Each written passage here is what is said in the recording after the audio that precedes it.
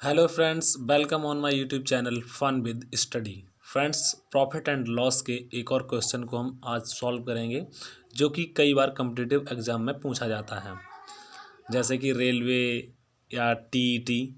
इस तरीके के एग्जामों में कई बार ये क्वेश्चन पूछा जाता है। तो फ्रेंड्स, हम चलते हैं अब सीधे प्रश्न की ओर। क्वेश्चन है, ये 3 खिलौनों को 4 खिलौनों के लागत मूल्य पर बेचा जाता है, तो प्रतिशत लाभ बताइए। तो फ्रेंड्स, इसकी लैंग्वेज कभी कभी इस तरीके से भी आ जाती है कि 4 खिलौनों का क्रय मूल्य 3 खिलौनों के विक्रय मूल्य के बराबर है, तो प्रतिशत लाभ बताइए। यहाँ पर थोड़ा बस भाषा यानी लैंग्वेज का अंतर है। तो देखिए फ्रेंड्स, इस क्वेश्चन को हम कैसे सॉल्व करेंगे। तो यहाँ पर लिखा है 3 खिलौनों को 4 खिलौनों के लागत मूल्य पर बेचा जाता है। तो कौन से बेचे जा रहे हैं? 3 खिलौने। तो इसका मतलब ये हुआ कि 3 खिलौनों का विक्रय मूल्य 4 खिलौनों के लागत मूल्य यानी क्रय मूल्य के बराबर है। तो फ्रेंड्स, आपको पता होगा कि क्रय मूल्य हम किससे लिखते हैं? क्रय मूल्य को लिखते हैं हम सीपी यानी कॉस्ट प्राइस, और विक्रय मूल्य को लिखते हैं एसपी यानी कि सेलिंग प्राइस। तो फ्रेंड्स, बस अब हम इसे आगे सॉल्व करेंगे। तो इसे मैं थोड़ा मिटा देता हूँ, आपकी जानकारी के लिए बता दिया है।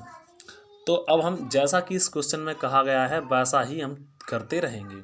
जैसा कि इसमें ये बताया गया कि 3 खिलौनों को बेचा जाता है कितने पर? 4 खिलौनों के लागत मूल्य पर, यानी कि 4 का सीपीएम, इसको इसी तरीके से जैसा लिखा बोला जाता है वैसे ही लिख लेंगे, यानी कि 4 का सीपी यानी कि 4 का कॉस्ट प्राइस किसके बराबर है? 3 खिलौनों के सेलिंग प्राइस के बराबर है, 3 का एसपी।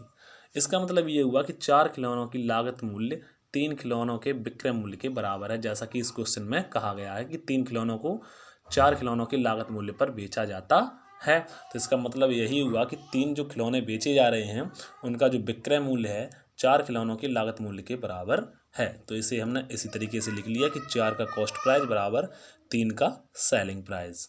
अब हम फ्रेंड्स क्या करेंगे? सीपी एसपी हम इधर नीचे ले आएंगे, तो यहाँ लिखेंगे एसपी।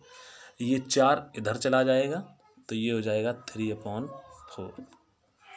तो फ्रेंड्स, यहाँ पर हम देखेंगे कि एसपी कितना है? 4, सीपी कितना है? 3। तो हमें प्रॉफिट कितना हुआ?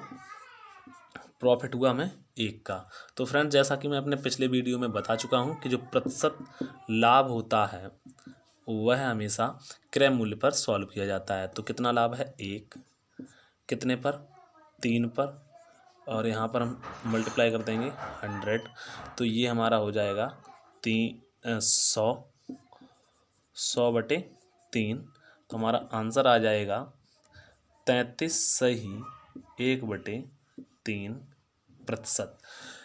तो फ्रेंड्स, देखा आपने, हमने इस क्वेश्चन को कितनी आसानी से सॉल्व कर लिया है।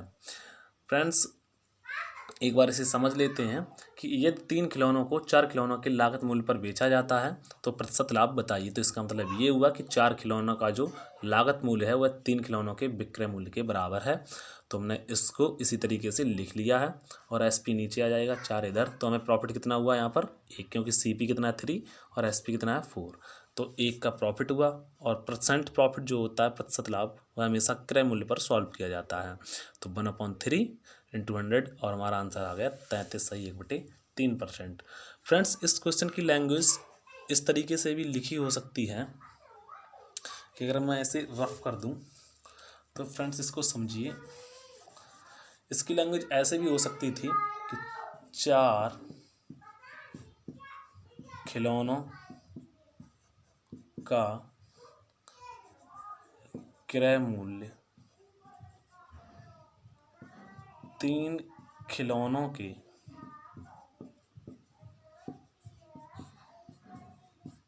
विक्रय मूल्य के बराबर है, तो प्रतिशत लाभ बताइए। तो अगर इस तरीके से लिखा होता है तो फ्रेंड्स, तो हमारे लिए और भी आसान हो जाता है इसको लिखना। तो हमें इसे जैसा जैसा इसमें कहता है हम वैसे ही लिख देते हैं। 4 खिलौनों का क्रय मूल्य यानी कि 4 का सीपी यानी cost price is equal to यानी 3 खिलौनों के विक्रय मूल्य यानी कि 3 खिलौनों का सेलिंग प्राइस। और हम इस क्वेश्चन को बहुत ही आसानी से सॉल्व कर सकते हैं। तो फ्रेंड्स इसे देखिए और इस पे बेस्ड और क्वेश्चन प्रैक्टिस कीजिए, जो कि आपको कॉम्पिटिटिव एग्जाम में बहुत मदद करेगा। वीडियो देखने के लिए धन्यवाद।